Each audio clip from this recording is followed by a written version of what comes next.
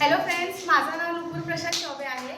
मी माझा trade electronic mechanic junior ह्याची विद्यार्थिनी आहे आणि माझं ITIचं नाव आहे दादा वासवानी शासकीय औद्योगिक प्रशिक्षण संस्था उल्हासनगर ह्याच्यामध्ये आहे।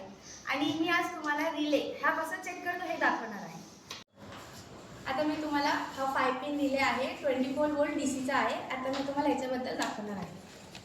हा 5 पिन रिले आहे, ह्याच्यामध्ये 2 पॉईंट्स आहे, एक कॉइल 1 आणि कॉइल 2 आणि जो मधला पॉईंट आहे तो कॉमन आहे। आणि खाली जे 2 पॉईंट्स आहे ते NO असू शकतो किंवा एक NC असू शकतो। NOचा फुल फॉर्म आहे नॉर्मली ओपन आणि NCचा फुल फॉर्म आहे नॉर्मली क्लोज। हे आपण कसं शोध लावणार ह्याच्यासाठी आपल्याला DMMची गरज लागणार आहे। या रिलेमध्ये कुठला NO आहे आणि NC आहे हे आयडेंटिफाय करण्यासाठी आपण DMMचा वापर करणार आहोत। या DMMमध्ये 2 प्रोब्स असतात, ब्लॅक आणि रेड।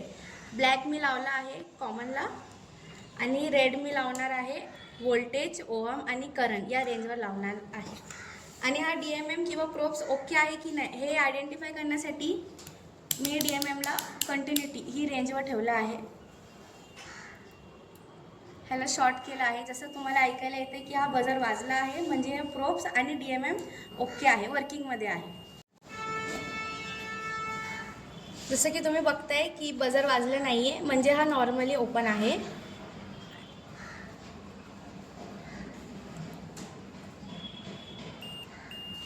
इथं बजर वाजला आहे म्हणजे हा नॉर्मली क्लोज आहे। अशा प्रकारे मी हा रिले चेक केला आहे। थँक्यू।